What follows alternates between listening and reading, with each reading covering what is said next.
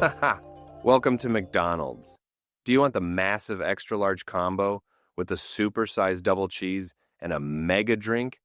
Or are you just going to stare at the menu for 10 minutes? Ha ha ha. Oh my goodness, Jake. Stop it. You are giving me flashbacks. That is exactly what it feels like when you roll down your car window and that robotic metal box starts screaming at you. It is the ultimate fast food nightmare. You think you know English. You practice your favorite food items in front of the mirror, but the second you hear that buzz sound from the speaker, your mind goes completely blank.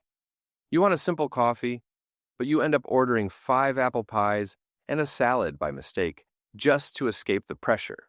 Oh, tell me about it. I have been there and done that so many times. Welcome back to another exciting and massive episode of the Learn Us English podcast. I'm Anna. And I'm Jake. Today we are conquering the fast food drive-thru monster. Whether you are grabbing a quick breakfast at McDonald's or a customized coffee at Starbucks, we are going to give you the exact secret map to speak confidently, avoid embarrassing mistakes, and actually get the exact food you paid for. Yes, we have a completely packed episode today. We are breaking down 4 massive subtopics, including the hidden questions drive-thru workers ask, how to change your order without panicking, and how to understand fast native accents through a terrible speaker.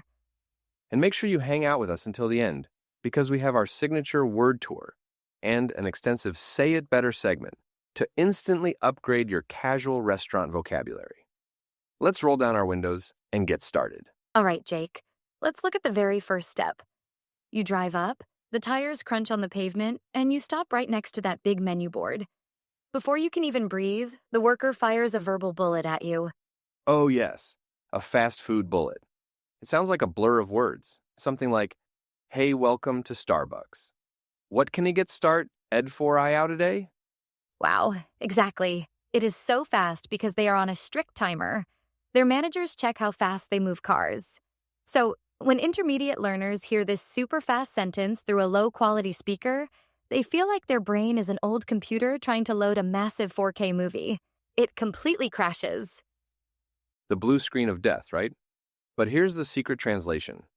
No matter what jumbled sound comes out of that box, they are only saying one basic thing. Hi, I am ready.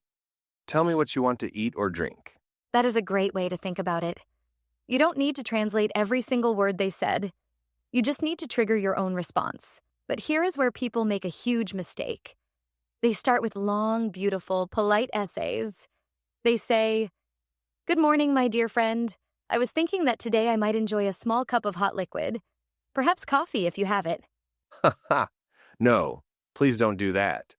The worker's already tapping their fingers on the computer screen, thinking, "Come on, please just tell me the item code." Instead, you need to use a very sharp 2-word or 3-word launching pad.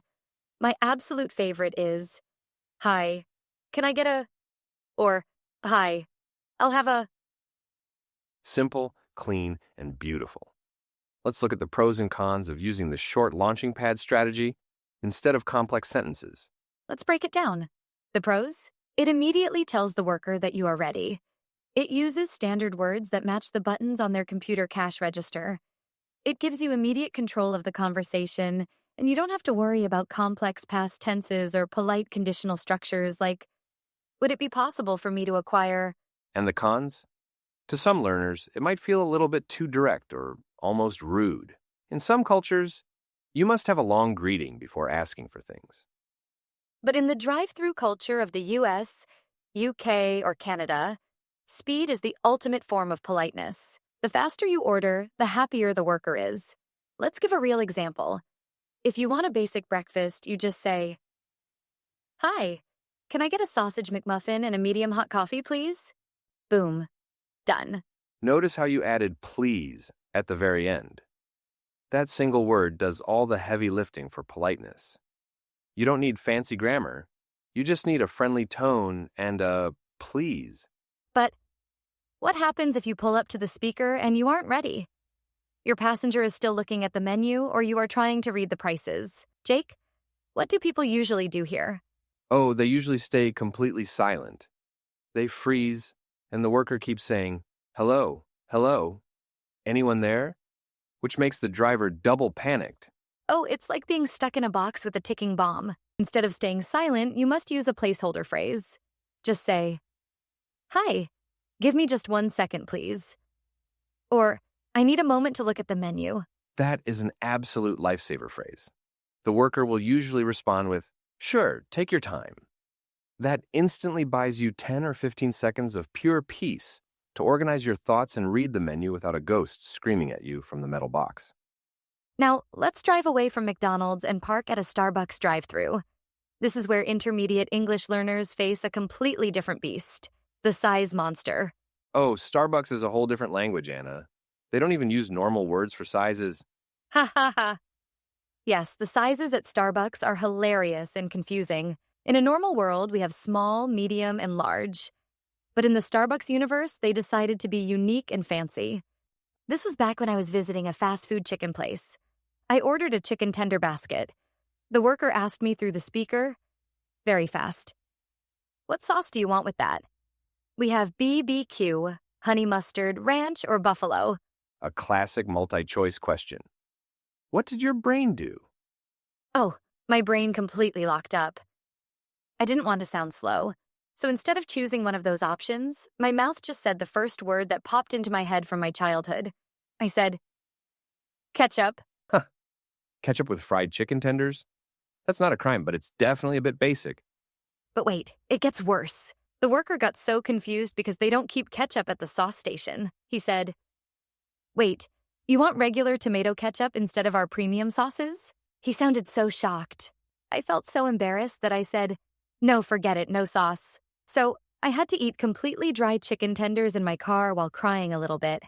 It was so dry, Jake. The dry chicken tragedy, that is hilarious. But look at why that happened. When we are put on the spot by a fast question with multiple choices, our brain wants to escape the pressure as fast as possible. Exactly. To avoid the dry chicken tragedy, remember this secret tip. If you don't understand the options they listed, just ask for the most common default item. For example, "Whatever is standard is fine." Or, "Just give me your favorite sauce." This passes the ball back to the worker, and they will pick the best option for you without making you think under pressure. Now we reach the final stage of our drive-through adventure, the window climax. You have survived the speaker box. You drive your car forward around the corner, and you approach the small glass window where the human being is waiting. You think you are safe because you can finally see a human face, right? But the window has its own language traps, especially when it comes to paying and receiving your food. True. The first thing they will say when you open your car window is your total price. For example, that will be $12.50. Now, native speakers rarely say $12.50. They just say two numbers, $12.50. Oh, yes. This can confuse intermediate learners who are waiting to hear the word dollars. They might think, Exactly. It's just short-form money language. The next trap is the method of payment. They will usually look at your hand and ask, "Cash or card?" Or, "Are you paying with the app?" if you are paying with a credit card, you just hand it over or tap it on the machine. But here is a real phrase that causes massive confusion. "Do you want your receipt?" Oh, yes. Native speakers pronounce the word receipt with a silent P.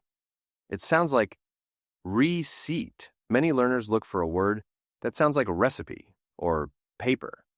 So when they hear receipt, they just stare blankly. Let's look at the pros and cons of this final window stage. Well, the pros are that you can use visual cues. If you didn't understand the price, you can just look at the screen of the credit card machine. It shows the digital numbers clearly. You can also smile, nod, and use friendly gestures. And the cons? It is physically awkward. You are managing your steering wheel, your wallet, your phone, and trying to reach out of a car window while cars behind you are waiting. If you drop your credit card on the ground between the car and the building, oh, it is the ultimate embarrassment. Haha. Oh, dropping the card on the ground is the absolute worst. You have to open your car door, squeeze your body out, bend down. Oh, it is a total nightmare. It really is. So here is my professional tip. Have your payment method ready in your hand before you even drive up to the window. Don't start hunting inside your wallet while the worker is holding out the machine. Being organized physically makes you feel organized linguistically. Wow, that is an incredible point. Physical organization reduces mental anxiety.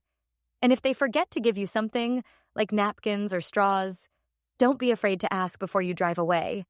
You can use this simple, friendly phrase, "Can I grab a few extra napkins, please?" Or, "Could I get a straw for the drink?" Perfect. It's short, it uses the friendly verb grab or get, and it ensures you don't end up with sticky fingers in your clean car. Exactly. If you ask for a small coffee, the worker might politely correct you and say, "Do you mean a tall?" And then you think, "Wait, tall means big. Why is tall small?" Haha, it makes absolutely no sense. Wow, it is a massive mental trap. Let's quickly review the actual words they use so our listeners can memorize them like a code. Tall is their small size. Grande is their medium size. And venti is their large size. I still laugh at venti. It means 20 in Italian because it has 20 ounces of liquid. But if you are a stressed learner trying to drive a car and order coffee, you don't want to do math or translate Italian. Oh, absolutely not. So let's look at the strategy for customizing your drink here. The secret formula for a perfect Starbucks order is always temperature, then size, then modifications, and finally the name of the drink. Oh, that is a golden formula, Anna. Let's break that down with a real-life example. Don't just say, "I want coffee." Use the formula. Yes. Let's say you want a cold coffee, medium size with oat milk, and it's a caramel macchiato. You just say, "Hi, can I get an iced grande oat milk caramel macchiato, please?" Wow, that sounds incredibly fluent. Let's look at the balance of this formula. What are the pros and cons? Well, the pros are huge. The barista knows exactly which cup to grab instantly. They don't have to ask you 5 follow-up questions like, hot or iced? What size? What kind of milk? This prevents a long, confusing conversation where you might not understand their fast questions. True, and the cons? The only downside is that it requires you to chain 4 different descriptive words together in your head before you speak. If you get nervous, you might mix up the order of the words and say, "Can I get an oat milk macchiato grande iced?" But guess what? Even if you mix up the order of the words, the barista will still understand. They are human beings, not rigid robots. The most important thing is that you gave them all the pieces of the puzzle. That is very true. But let's talk about why mistakes happen here. A lot of learners get caught in the modifications trap.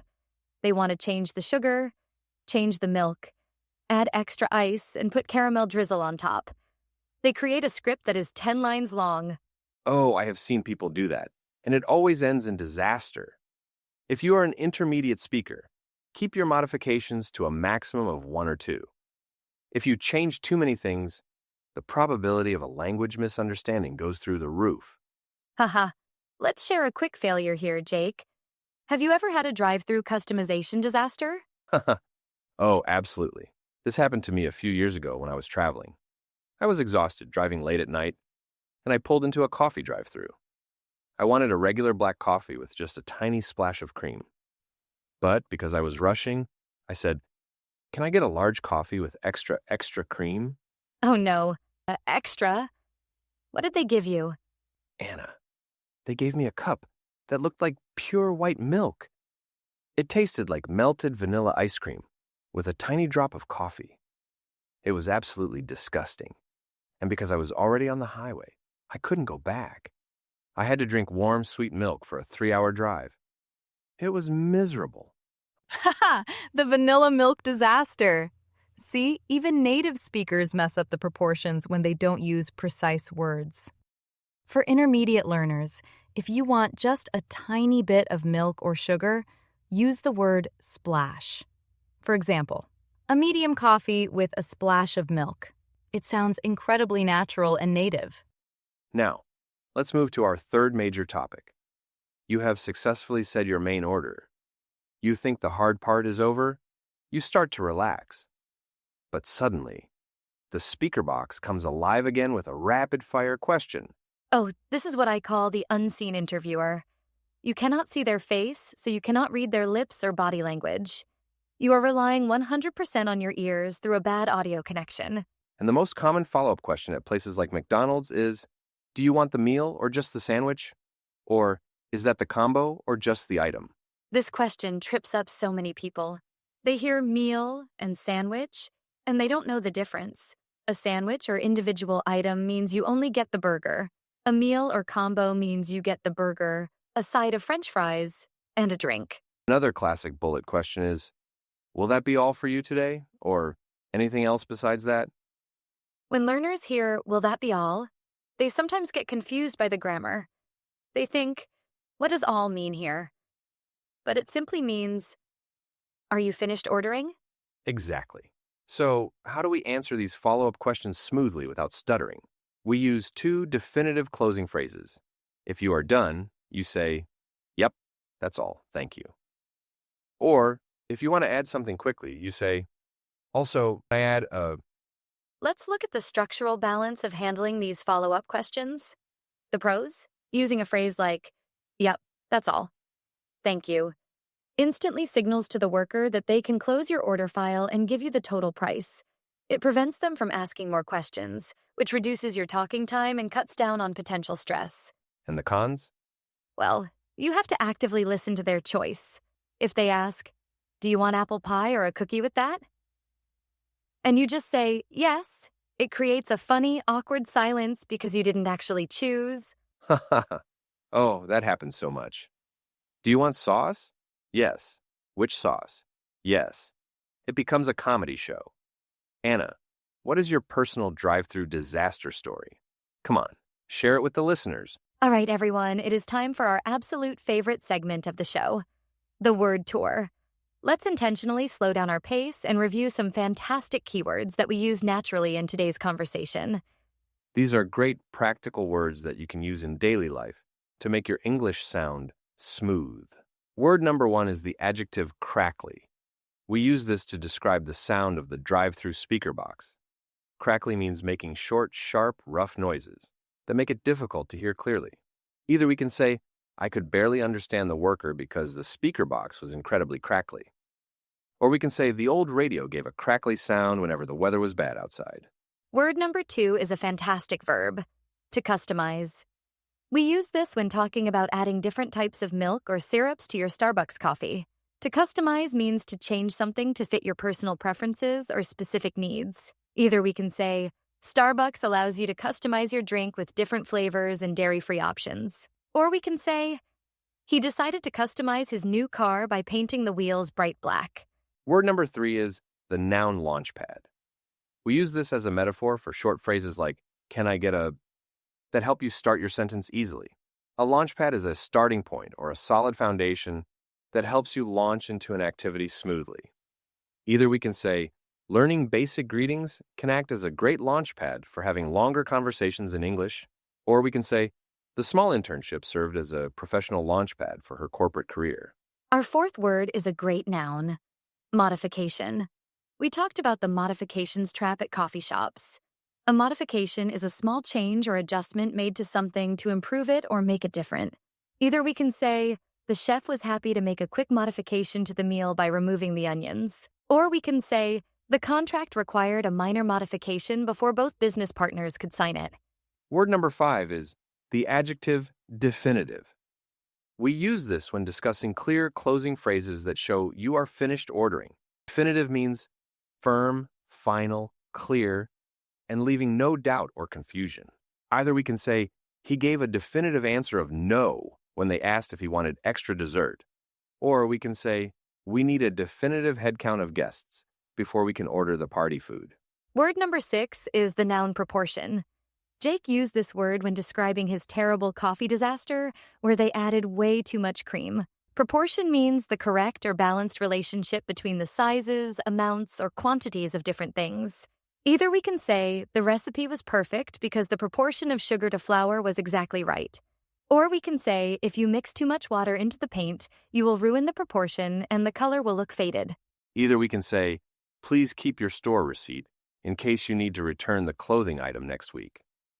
Or we can say, the cashier handed me my credit card back, along with a long paper receipt. Say it better. Now, let's step directly into our Say It Better segment. This is where we take standard, flat, slightly boring textbook English sentences that language learners often use at restaurants and upgrade them to natural, native-like phrases. I love this segment. Textbook English can sometimes make you sound like a robot from an old schoolbook. Anna, I will read the basic textbook version, and you give us the premium native upgrade.